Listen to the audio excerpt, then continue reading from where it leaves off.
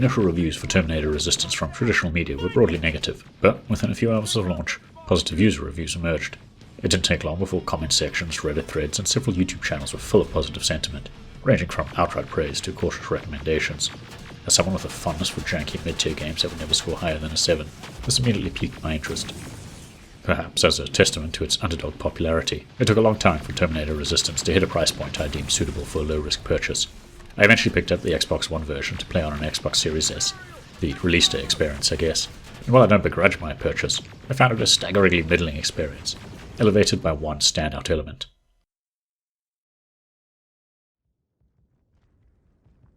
Although the storytelling feels last gen, one of Terminator Resistance's unexpected strengths is its strict adherence to the canon of the original timeline from the first two Terminator films. The date Skynet acquired sentience, Judgment Day, the formation of the human resistance, the emergence of the Terminator infiltrator models, the time displacement equipment, the endless cycle of diverging futures. All these plot threads are accounted for and worked into its narrative. I had assumed Terminator Resistance was going to avoid messing with the canon by telling a standalone story set during the future war, but by the midpoint of a 13-hour casual playthrough, it became clear Teon developed it as a prologue to the films. John Connor makes an appearance, there are references to other important figures and dialogue, and the protagonist, Jacob Rivers, participates in significant events that lead into the opening of both 1984's The Terminator and 1991's Terminator 2 Judgment Day. The story itself is fine, with a few highlights whenever the game ditches the open zone approach for a more linear set-piece style sequence, but the entire middle portion drags, especially if you're tackling side missions. The tightly controlled opening sees Rivers saved from Skynet by a suspiciously knowledgeable stranger, who guides him towards a ragtag group of survivors that, after a few hours of hunting for clues, finally put him in contact with the local resistance. If you can tolerate the assortment of cliched character archetypes, the opening provides several tense set pieces and some rapid relationship building.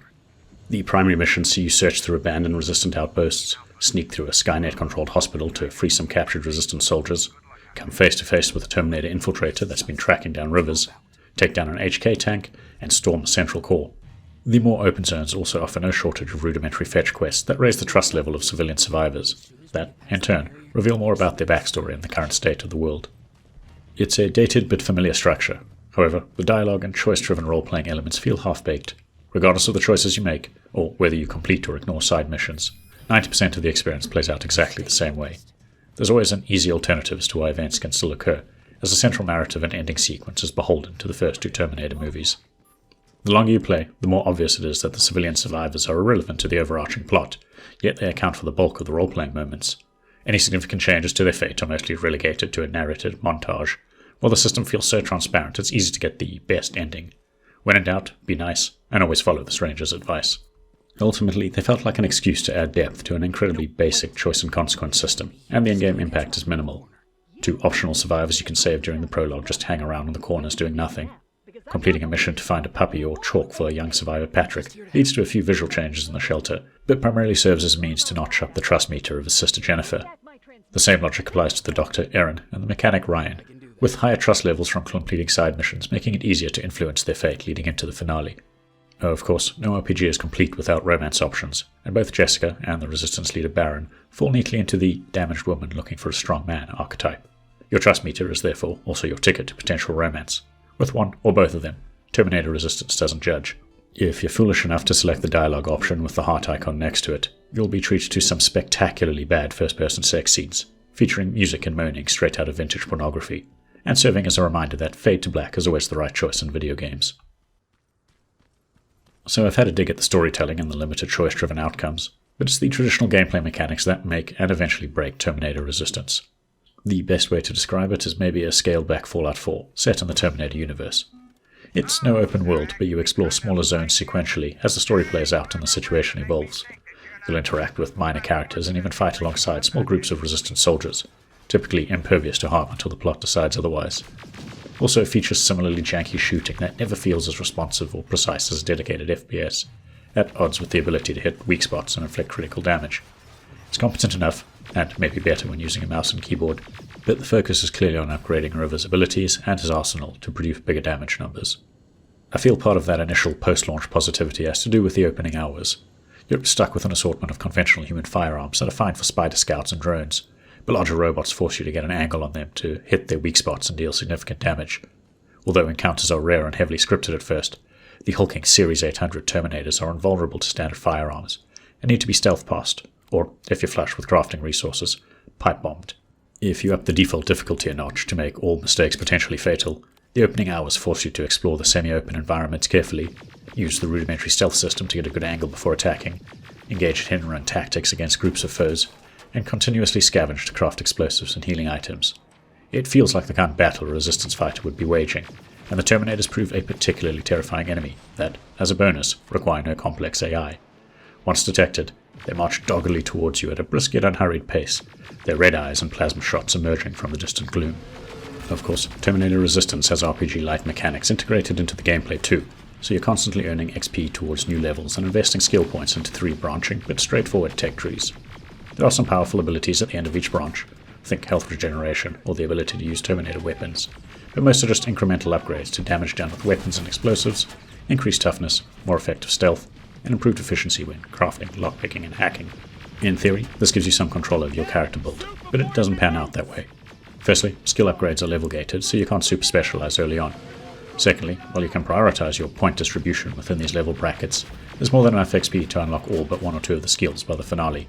You become a powerful all-rounder irrespective of your preferences. Another unbalanced mechanic is the ability to upgrade plasma weapons by creating a sequence of 3 circuits, which offer buffs like increased damage, clip size, and fire rate. They come in different rarities, and the connector types you need to line up is randomized, but you can eventually loot or buy dozens of them, letting you tear through many Terminator types with ease by the mid-game. If I wanted to be harsh, I'd describe Terminator Resistance's mechanics as wide as an ocean but deep as a puddle. However, that relative simplicity in tandem with the short runtime work in its favor. Although the mid-game drags on for too long and returns you to the same regions too often, it remains a Moorish experience. Every outing means XP for new skills, access to new weapons, and a few new upgrades. So far, so 6 out of 10, but Terminator Resistance has a trump card. Even accounting for the increased resolution and texture quality offered on PC, Terminator Resistance is not a technically impressive or beautiful game, but it does have some style. I earlier compared it to a scaled-back Fallout 4, and that holds true for the visuals. The environments look dated and lack fine geometric details, but the overblown volumetric lighting and depth of field are used to create an oppressive atmosphere, and they mask many limitations, like the distant scenery. Although missions set during the day can look flat and washed out, most of your excursions are after nightfall when the world is drenched in shades of cold blue, lit by the harsh glare of fires, piercing spotlights, neon plasma colors, and glowing Terminator eyes. Character models are not particularly well animated or expressive, but humans look suitably detailed, and, most importantly, a lot of attention has been placed on recreating the iconic Series 800 Terminators, other recognizable machines like the HK Aerial and HK Tank, and the Resistance weapons. The soundtrack, unfortunately not available officially, is the true star of Terminator Resistance. It feels like a diverse original score, not just a reworking of Brad Fiddel's iconic themes, and it could have been a perfect fit for the 1984 original or even the sequel. It's 1 part electronic rock, 1 part marching drum band beat, 1 part moody synthwave, and consistently incredible. Well, aside from the aforementioned sex scenes. It elevates almost every moment, regardless of whether you're skulking through ruins hiding from the spotlight of an HK Aerial, circling around the world's least competent HK tank in an otherwise dull boss fight, or charging the defenses around Skynet's time displacement equipment with a reprogrammed HK tank, dozens of Resistance fighters, and neon plasma bursts crisscrossing overhead. Wrapping up, I can appreciate how Terminator Resistance has cultivated a modest but vocal fanbase, especially among fans of the original Timeline movies. Hell, I'm even tempted to pick up the PC version at some point, though damn you Teon for making that a requirement to play the Annihilation Line expansion. Terminator Resistance reaffirmed my belief the audiovisual experience can't carry a game, but it sure can elevate it. Sadly, in this case, it's from a middling 6 out of 10 game to a mildly entertaining 7 out of 10. The sort of game that'll always find an appreciative fanbase that might just keep it popular enough to warrant a better sequel at some point. Between its adherence to the events of the original timeline, neon-soaked color palette, and a satisfyingly authentic soundtrack, it's by far the best Terminator game. Or at least the best first-person Terminator game if you've got a soft spot for the old 8 and 16-bit crossover titles. However, if you've got no nostalgic hook or limited playtime you'd rather fill with only quality titles, you can easily give it a skip. If you've got this far, please consider giving the video a like and maybe subscribing to our channel as it helps us grow.